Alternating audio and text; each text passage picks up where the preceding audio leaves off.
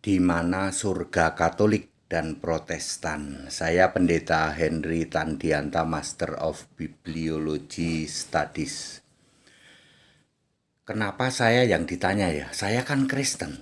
Ada orang nanya, Pak Pendeta HTD, di mana lokasi surganya Katolik dan Protestan? Bapak Ibu Saudara, Katolik adalah identik atau memang ya menyatakan dirinya sebagai penyembah Allah Tritunggal. Protestan ya itu sama, cuman mereka menyebutnya segitiga. Bapa, Anak, Roh Kudus. Bedanya ada sedikit sih, kalau Katolik itu menyebut Tritunggal tapi Bapa, Bunda, Anak, Roh Kudus. 4. Tapi kok disebut Tritunggal?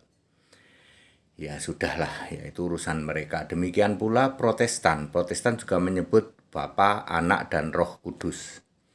Jadi ini adalah blunder selama 2000 tahun yang disebut Tritunggal. Ya, mereka memberi label maha sesat, maha kudus ya. Maha kudus padahal maha sesat ya, seperti itu.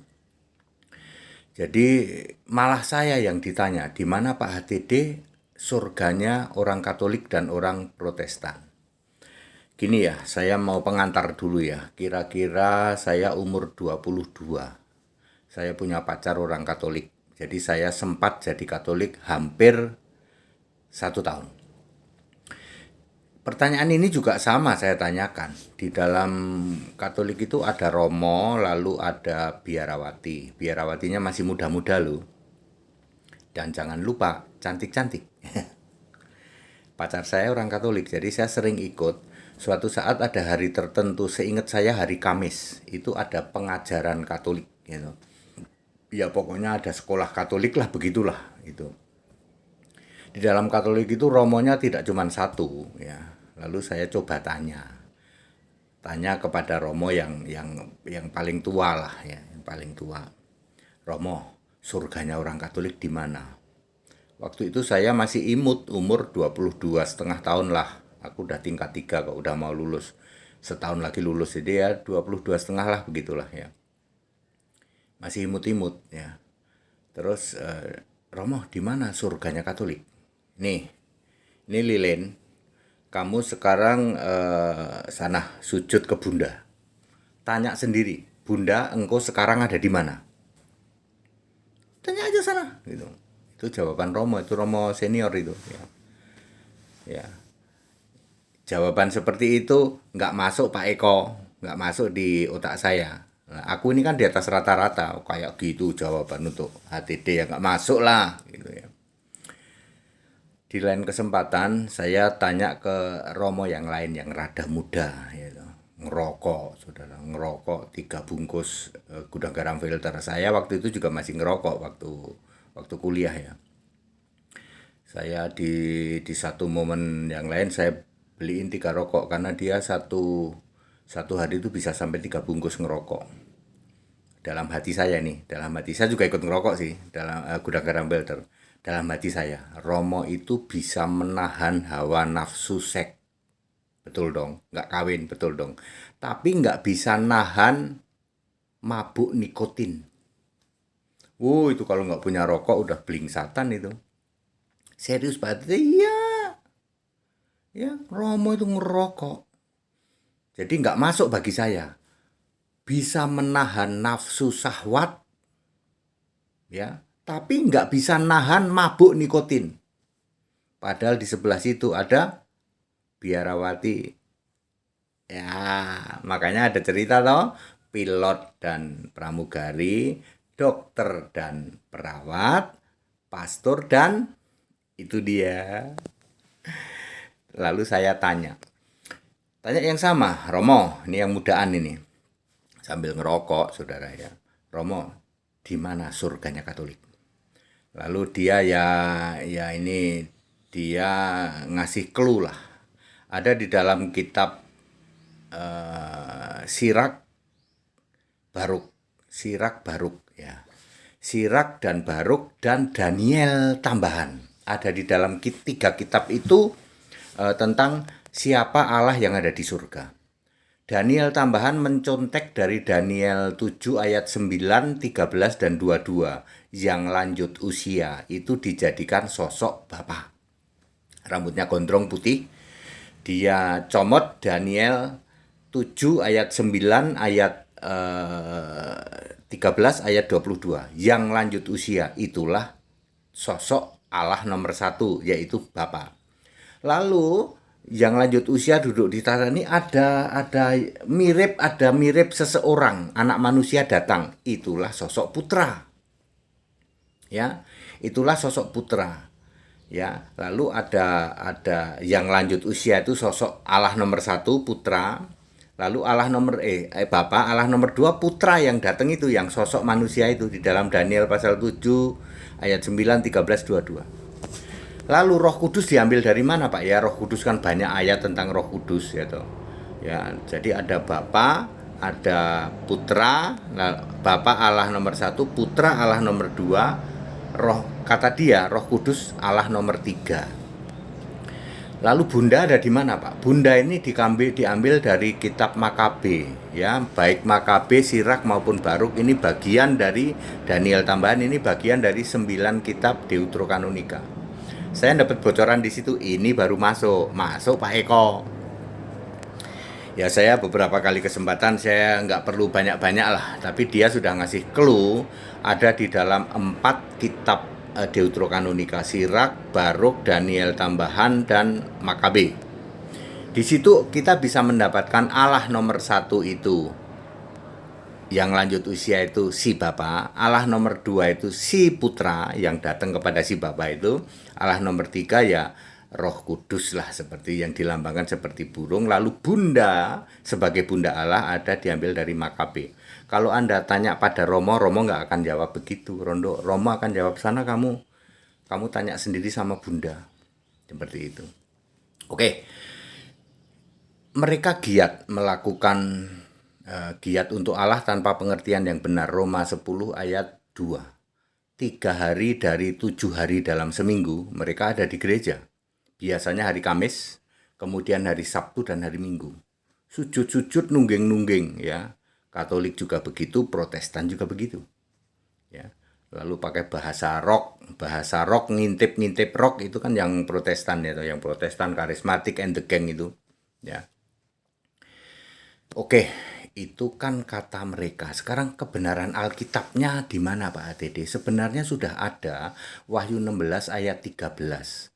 Ada 3 roh najis yang keluar dari 3 sumber. Pertama adalah iblis atau naga. Kedua adalah binatang atau mesias palsu. Ketiga adalah nabi palsu. Wahyu 16 ayat 13. Jadi sosok Bapa yang dicomot dari Daniel 7 ayat 9, 13, dan 22 yang lanjut usianya itu sebenarnya adalah roh najis yang keluar dari iblis. Makanya Yohanes 8 ayat 44 menulis, iblislah bapamu. Jadi clear, Allah nomor 1 itu adalah Bapa iblis. Ada ayatnya, Yohanes 8 ayat 44. Linknya adalah roh najis yang keluar dari naga, Wahyu 16 ayat 13. Sekarang sosok putra. Sosok putra ini adalah roh najis yang keluar dari binatang. Binatang itu mesias palsu, berarti putra palsu.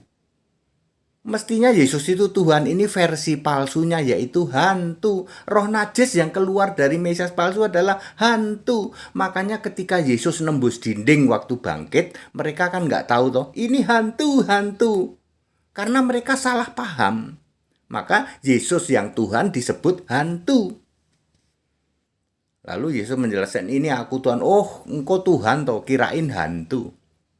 Roh najis yang keluar dari binatang di dalam Wahyu 16 ayat 13 adalah hantu putra.